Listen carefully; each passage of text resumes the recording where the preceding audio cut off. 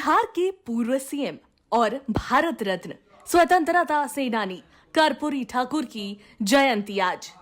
कर्पूरी ठाकुर का जन्म समस्तीपुर जिले के पितौंझिया में 24 जनवरी 1924 को हुआ था।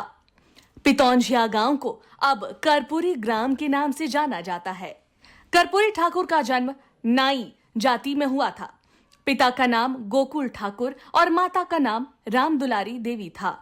पिता गांव के सीमांत किसान थे और अपने पारंपरिक पेशा बाल काटने का काम करते थे।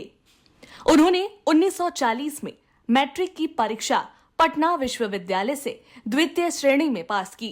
1942 को भारत छोड़ो आंदोलन छिड़ गया तो उसमें भी कूद पड़े।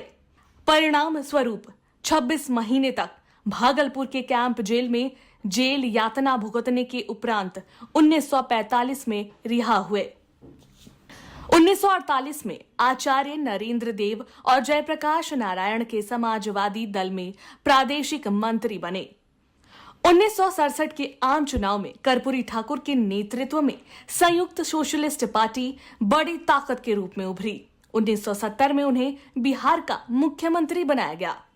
1973 से 1977 में वे लोकनायक जयप्रकाश के छात्र आंदोलन से जुड़ गए। 1977 में समस्तीपुर संसदीय निर्वाचन क्षेत्र से सांसद बने। 24 जून 1977 को पुनः मुख्यमंत्री बने।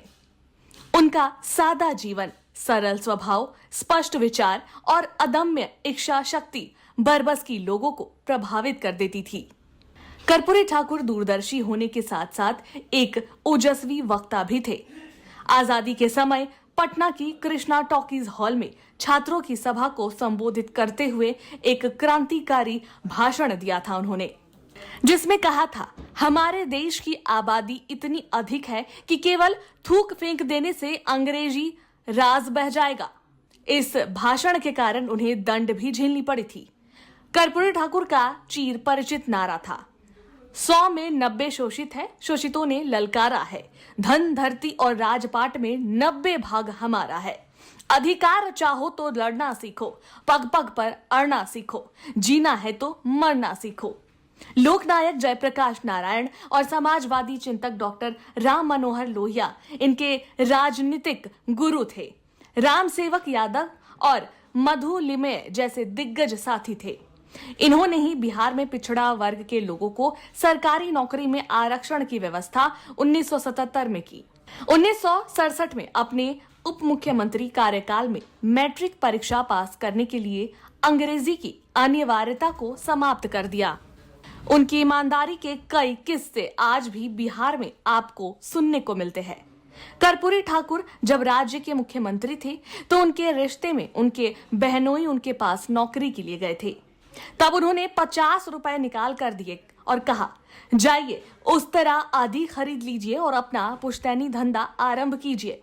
अपने बेटे रामनाथ को लिखे पत्र में कहा, तुम इससे प्रभावित नहीं होना, कोई लाभ लालच देगा तो उस लोभ में मत आना, मेरी बदनामी होगी।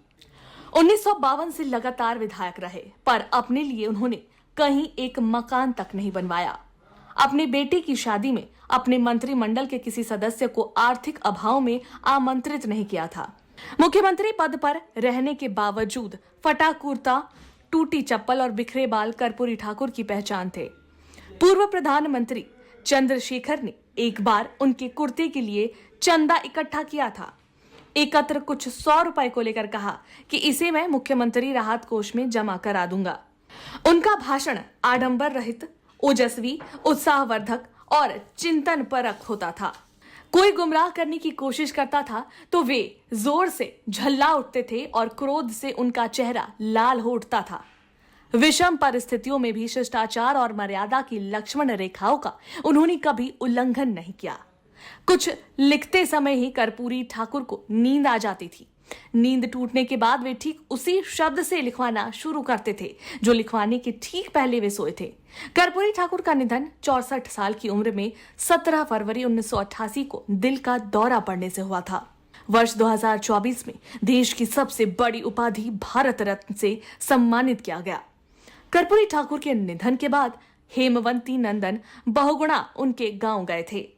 बहुगुणा जी कर्पूरी ठाकुर की पुश्तैनी झोपड़ी देखकर रो पड़े थे। बिहार राज्य के दूसरे उप मुख्यमंत्री और 2 बार मुख्यमंत्री बने थे। लोकप्रियता के कारण उन्हें जननायक कहा जाता है।